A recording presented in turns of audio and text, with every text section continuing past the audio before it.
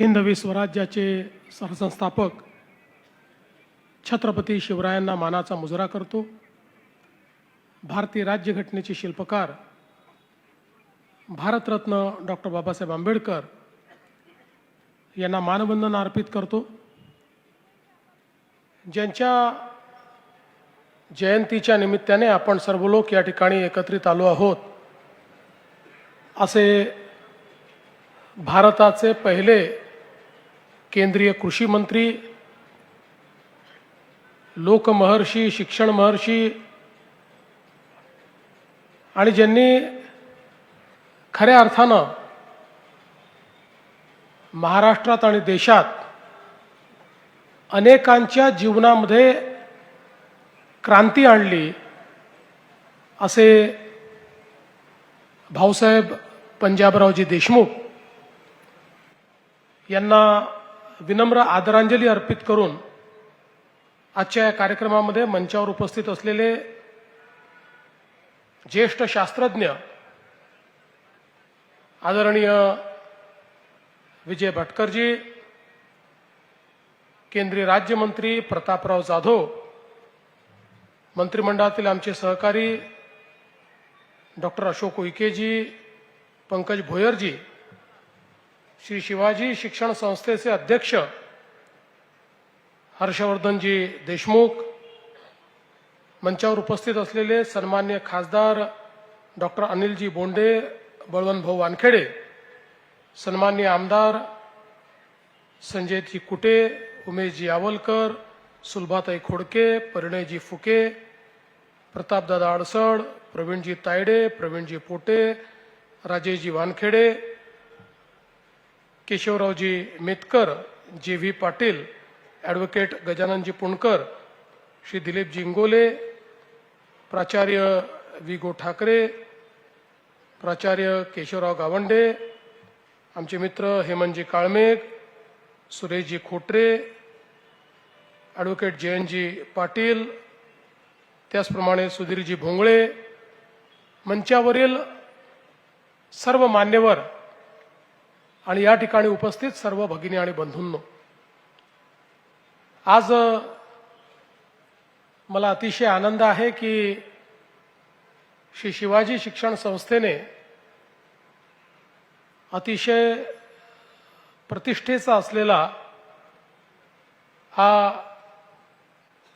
भाऊसाहेब पंजाबराव देशमुख स्मृती पुरस्कार देण्याकरता माझी निवड केली। मी त्याबद्दल त्यांचे अतिशय मनापासून आभार मानतो। खरं म्हणजे देश विदेशामध्ये अनेक पुरस्कार घेण्याचा योग मला आला। अमेरिका असेल, जपान असेल, सिंगापूर असेल, अशा अनेक देशातले पुरस्कार देखील मला मिळाले। पण त्या सगळ्या पुरस्कारांपेक्षा अधिक मोलाचा पुरस्कार हा मी भाऊसाहेब पंजाबराव देशमुख स्मृती पुरस्कार मानतो।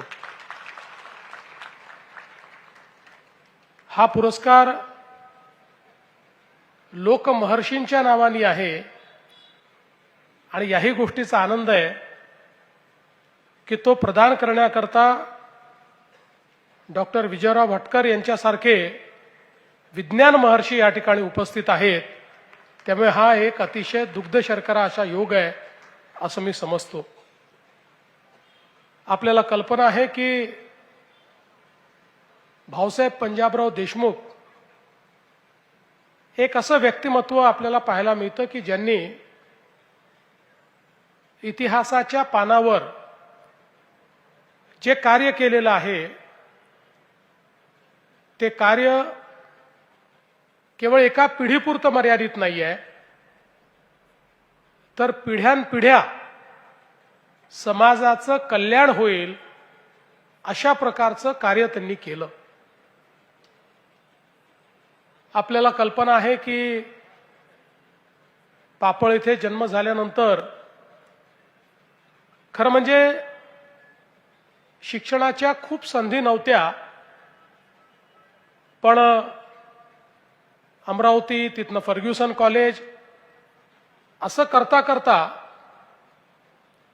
ज्यावेळी विदेशात शिक्षण घेण्याची परिस्थिती आली त्यावेळी त्यांच्याजवळ पैसे नव्हते, पण त्यांनी शिष्यवृत्ती मिळवली आणि त्यातनं विदेशात त्यांनी शिक्षण घेतलं. ते बार लॉ झाले, बॅरिस्टर झाले आणि त्याच वेळी संस्कृतमध्ये त्यांनी PhD केली. वैदिक वाङ्मयामध्ये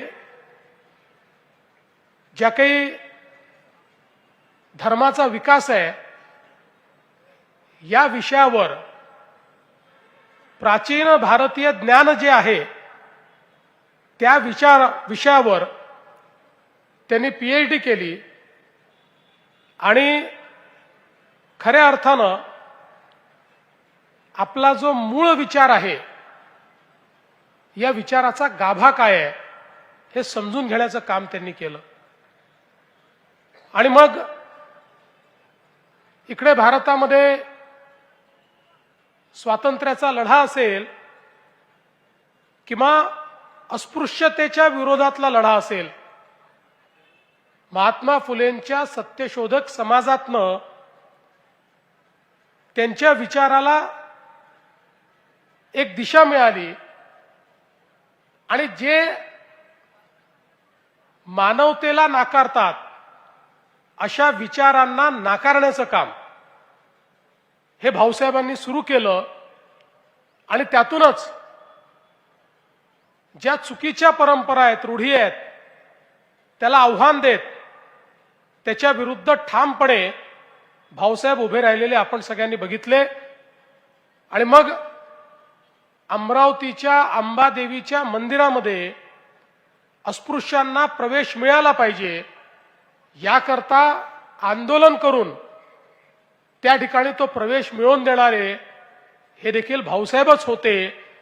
आणि त्या माध्यमातून त्यांनी केवळ आपल्या भाषणातून नाही तर कृतीतून आणि व्यक्तिगत जीवनातूनही ज्या ज्या वेळी प्रसंग आला त्या त्यावेळी या कुप्रथांचा विरोध करत एक प्रकारे त्याच्या विरुद्ध बंड पुकारलं आणि अतिशय यशस्वीपणे भारतरत्न डॉक्टर बाबासाहेब आंबेडकरांचा विचार हा त्यांनी त्या ठिकाणी प्रतिपादित करण्याचं काम केलं. आपल्याला कल्पना आहे की शेती आणि शेतकरी हा तर त्यांच्या विचाराचा कणा होता. खऱ्या अर्थानं आमच्या शेतकऱ्यांना कर्जाच्या विळख्यातून बाहेर काढण्याकरता पहिल्यांदा सावकारी कर्जाच्या विरोधातलं जे विधेयक आहे, जो कायदा आहे, तो कायदा करणारे भाऊसाहेब पंजाबराव देशमुख होते. आणि शेतकऱ्यांना या कचाट्यातनं बाहेर काढण्याकरता एक कायदेशीर चौकट त्यांनी त्या ठिकाणी निर्माण केली. आणि खऱ्या अर्थानं नागावलेला जो शेतकरी होता त्या शेतकऱ्याच्या जीवनामध्ये एक नवीन प्रकाश आणण्याचं काम हे भाऊसाहेबांनी त्या काळामध्ये केलं, हे आपण सगळ्यांनी जवळून बघितलं. शिक्षणाच्या क्षेत्रामध्ये श्री शिवाजी शिक्षण संस्थेची स्थापना भाऊसाहेबांनी केली. आज तर हा वटवृक्ष इतका मोठा झालाय, हजारो लाखो यशस्वी विद्यार्थी आज देशभरामध्ये आणि विदेशातही आपल्याला या संस्थेच्या माध्यमातून पाहायला मिळतात. पण खऱ्या अर्थानं आपण जर महाराष्ट्र बघितला तर वर्षानुवर्ष आम्ही या विदर्भाच्या मागासलेपणाच्या संदर्भात आंदोलनं केली, बॅकलॉगची आंदोलनं केली. पण हे सगळं होत असताना वेगवेगळ्या इंडिकेटरवर हा आमचा अमरावती विभाग हा नेहमी मागे दिसायचा, पण एका इंडिकेटरवर हा अमरावती विभाग हा संपूर्ण महाराष्ट्रात समोर होता आणि ती होती साक्षरता. साक्षरतेत अमरावती विभाग हा 25 वर्षापूर्वी देखील महाराष्ट्रात पहिल्या क्रमांकावर होता आणि त्याचं कारण एकमेव काही असेल तर ते भाऊसाहेब पंजाबराव देशमुख होते. त्यांनी योग्य वेळी शिक्षणाचं रोपटं लावलं आणि त्यातनं ते रोपटं असं फोफावत गेलं. विचार करा, कदाचित ते नसते तर 2-3 पिढ्या अशा राहून गेल्या असत्या की ज्यांना शिक्षण, उच्च शिक्षण, तंत्र शिक्षण याचा गंधच मिळाला नसता. त्यातले जे कोणी बाहेर जाऊ शकले असते ते कदाचित शिकले असते. पण त्यांनी हे द्रष्टेपण दाखवलं आणि खऱ्या अर्थानं शिक्षणाचा प्रचार आणि प्रसार हा त्यांनी केला. म्हणूनच आज खऱ्या अर्थानं आपण जे त्यांचा या ठिकाणी गौरव देखील करतो आणि त्यांच्या ऋणात देखील आहोत, याचं कारण ही त्यांची दूरदृष्टी आहे. शेतीच्या क्षेत्रामध्ये त्यांना देशाचं कृषी मंत्री म्हणून काम करण्याची संधी मिळाल्यानंतर आज आपण जे म्हणतो फूड फॉर ऑल, त्याची मुहूर्तमेढ कोणी ठेवली असेल तर ती भाऊसाहेब पंजाबराव देशमुखांनी ठेवली. आणि खऱ्या अर्थानं कृषीमध्ये तंत्रज्ञान आणलं पाहिजे, कृषीचा अभ्यासक्रम योग्य झाला पाहिजे, कृषीमध्ये उचित मनुष्यबळ तयार झालं पाहिजे, देशभरामध्ये कृषी विद्यापीठं तयार झाली पाहिजेत. या प्रत्येक गोष्टीचा विचार आणि त्या संदर्भात व्यवस्था उभं करण्याचं काम त्यांनी केलं. खरं म्हणजे भारतीय संविधानाची निर्मिती होत असताना भारतरत्न डॉक्टर बाबासाहेब आंबेडकरांना संविधान निर्मितीमध्ये देखील सहाय्य करणारे भाऊसाहेब पंजाबराव देशमुख होते. तर त्याचवेळी केंद्रीय कृषी मंत्री म्हणून आजही ज्याची आठवण काढली जाते, त्यांनी दिल्लीच्या 100 एकर जागेवर त्या काळामध्ये भरवलेली आंतरराष्ट्रीय कृषी प्रदर्शनी, जगातलं कृषीचं तंत्रज्ञान हे जोपर्यंत भारत अंगीकार नाही तोपर्यंत आम्ही त्या ठिकाणी स्वयंपूर्ण होऊ शकत नाही. तोपर्यंत इतक्या मोठ्या 100 कोटीच्या देशाला आम्ही पोषण देऊ शकत नाही आणि तोपर्यंत आम्हाला जी आयात करावी लागते ती आम्ही थांबवू शकत नाही. आणि म्हणून ही प्रदर्शनी त्यांनी तयार केली आणि त्यातनं इतक्या मोठ्या प्रमाणात आपल्याला कल्पना आहे की त्या काळी अमेरिकेचे राष्ट्रपती आयझनहावर असतील, क्रिश्चेव असतील रशियाचे, किंवा लेडी माउंटबॅटन असतील, यांच्यासारख्या अतिशय मोठ्या लोकांनी त्या कृषी प्रदर्शनीला त्या ठिकाणी भेट दिली.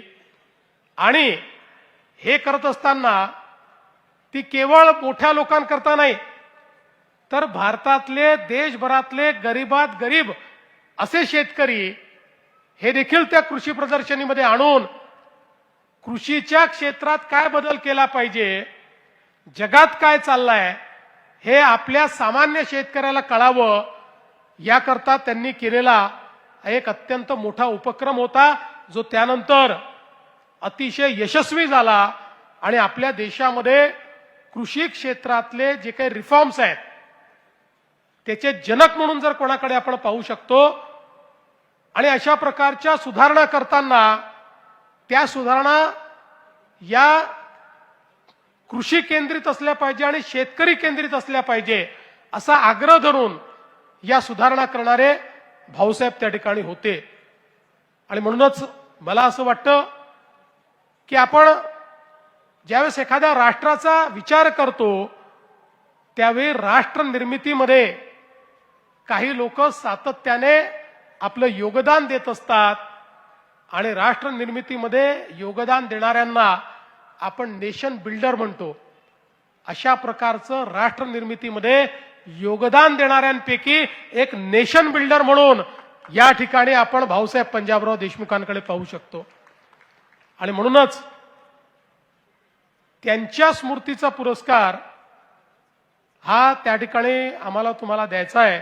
हे सांगण्याकरता भैयासाहेब ज्यावेळेस पंकजजींसोबत आणि आमच्या हेमंत भाऊंसोबत आले त्यावेळी मी त्यांना सांगितलं मी हा सहर्ष स्वीकृत करतो, कारण या पुरस्कारामुळे या महाराष्ट्राच्या कृषी क्षेत्रामध्ये जे परिवर्तन करण्याचं मिशन मी हातामध्ये घेतलेलं आहे ते मिशन पूर्ण करण्याकरता मला प्रचंड अशा प्रकारची त्यातनं स्फूर्ती मिळेल आणि म्हणून हा पुरस्कार मी स्वीकारला।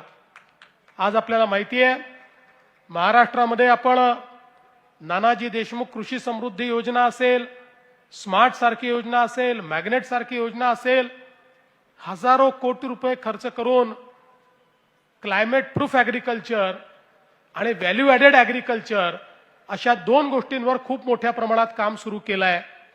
शेती शाश्वत झाली पाहिजे हा आपला प्रयत्न आहे। त्याकरता जी काही त्या ठिकाणी मॉइश्चर सिक्युरिटी आहे ती मिळाली पाहिजे याकरता आपण प्रयत्न करतोय। कृषी क्षेत्रात यांत्रिकी आली पाहिजे याकरता आपण प्रयत्न करतोय आणि आता कृषी क्षेत्रामध्ये एआय आला पाहिजे ज्याचा डॉक्टर विजय भाटकर साहेबांनी उल्लेख केला।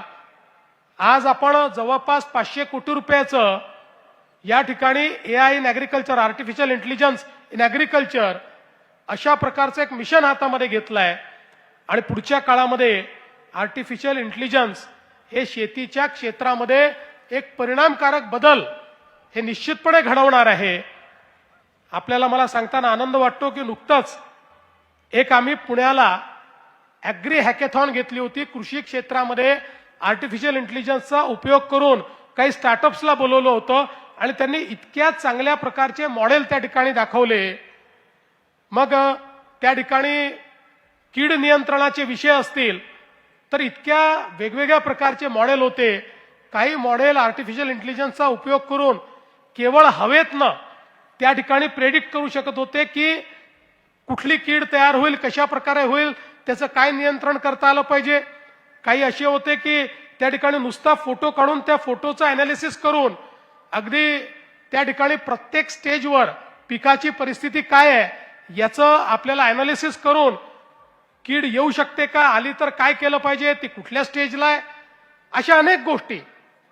म्हणजे आज आपल्याला शेती क्षेत्रामध्ये ज्या ज्या काही अडचणी आहेत, माती परीक्षणापासून तर कीड नियंत्रणापर्यंत आणि हार्वेस्टिंग पासून पोस्ट हार्वेस्ट टेक्नॉलॉजी पर्यंत अशा सगळ्या गोष्टी आज या माध्यमातून एआयचा उपयोग करून आपण करू शकतो। आणि सगळ्यात महत्त्वाचं आज आमच्याकडे शेतकऱ्यांकडे जे लँड होल्डिंग आहे ते कमी आहे, त्यातल्या त्यात विदर्भात बरं आहे पण तेही काही जास्त नाही आहे, तो फार काही त्या ठिकाणी करू शकेल अशा प्रकारची परिस्थिती नाही आहे। पण एआयचा उपयोग करून आणि एआय आणि यांत्रिकीकरण या दोनचा उपयोग करून आपण ही शेती फायद्याची देखील करू शकतो आणि त्यासोबत वातावरणाच्या बदलाचा जो परिणाम शेतीवर होतोय तो परिणाम त्या ठिकाणी थांबवण्याचं काम देखील करू शकतो।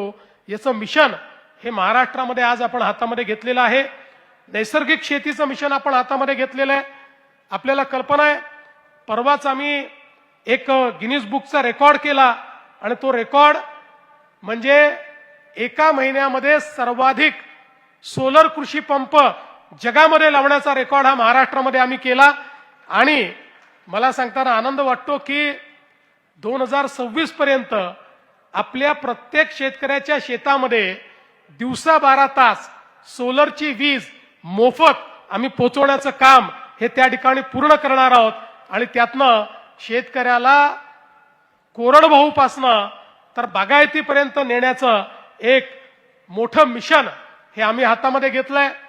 वैनगंगा नळगंगा सारखा प्रकल्प असेल, नदीजोड प्रकल्पाच्या माध्यमातून 500 किलोमीटरची नवीन नदी तयार करून संपूर्ण पश्चिम विदर्भातला जो काही दुष्काळी पट्टा आणि खारपाण पट्टा आहे याच्यामध्ये शाश्वत सिंचनाची व्यवस्था 1 लाख कोटी रुपये खर्च करून आपण त्या ठिकाणी करतो आहोत। या सगळ्या गोष्टी खऱ्या अर्थानं आम्हाला भाऊसाहेब पंजाबराव देशमुखांनी जो शाश्वत मार्ग दाखवलेला आहे त्या मार्गानेच चालण्याचा प्रयत्न आमचा आहे। आणि मागच्या काळामध्ये आपल्याला माहिती आहे आपल्या विद्यार्थ्यांकरता देखील आपण भाऊसाहेब पंजाबराव देशमुख निर्वाह भत्ता योजना सुरू केली। आपल्या ज्या विद्यार्थ्यांना हॉस्टेलला ऍडमिशन मिळत नाही त्यांना त्या ठिकाणी बाहेर राहण्याकरता निर्वाह भत्ता देण्याची सुरुवात ही देखील आपण या ठिकाणी केली आणि ते मिशन देखील भाऊसाहेबांचं शिक्षणाचं मिशन हे पुढे नेण्याचं काम आम्ही करतोय. मी भैयासाहेबांना एवढंच या ठिकाणी सांगू इच्छितो की आपण काही मागण्या केलेल्या आहेत. आचारसंहिता असली तरी मी आपल्याला सांगतो, आपण काळजी करू नका. आज जरी मला घोषणा करता येत नसली तरी या सगळ्या मागण्या मी पूर्णच करणार आहे, तुम्ही काळजी करू नका. आणि जसं पंकज भाऊनी सांगितलं, आमचे पंकज भाऊ आता तुमचे राजदूत म्हणून आमच्या मंत्रिमंडळात आहेत. त्याच्यामुळे तुम्हाला काही लागलं तर तुम्ही पंकज भाऊला सांगू शकता. पंकज भाऊ अधिकाराने ते सगळे या ठिकाणी करून घेऊ शकतात. पंकज भाऊनी देखील जी मागणी केली ती अत्यंत महत्वाची आहे, पण तीही इलेक्शनमुळे मला त्याची अनाउन्समेंट करता येत नाही. पण माझ्याकडे मागणी करण्यापेक्षा खातेही तुमच्याकडे आहे, अधिकारी तुम्हालाच आहे. त्यामुळे इलेक्शन झाल्यानंतर तुम्हीच येऊन घोषणा करून टाका. आणि भाऊसाहेब पंजाबराव देशमुखांच्या नावाने जे एक प्रशासकीय मोठं भवन आपल्याला तयार करायचं आहे, तर निश्चितपणे तुमच्याच नेतृत्वात या ठिकाणी तयार होईल, हा विश्वास मी व्यक्त करतो. पुन्हा एकदा आजच्या या पुरस्काराच्या निमित्ताने माझ्यासोबत काही आमच्या बहिणींना पुरस्कार या ठिकाणी मिळालेले आहेत, ज्यांनी शेतीच्या क्षेत्रामध्ये अतिशय उत्तम काम केलं आहे. अशा माझ्या या बहिणींना देखील मी खूप खूप शुभेच्छा देतो. काही आमच्या छोट्या मुलींना वेगवेगळ्या प्रकारच्या स्कॉलरशिप मिळाल्या आहेत, त्यांच्याही यशाबद्दल त्यांचंही अभिनंदन करतो. पुन्हा एकदा आपल्या सर्वांचे या पुरस्काराकरता अतिशय मनपूर्वक आभार मानतो. आपण या पुरस्कारासोबत जो 5 लाख रुपयाचा चेक मला दिलेला आहे, ते 5 लाख रुपये मी आपल्या शिक्षण संस्थेलाच या ठिकाणी समर्पित करू इच्छितो.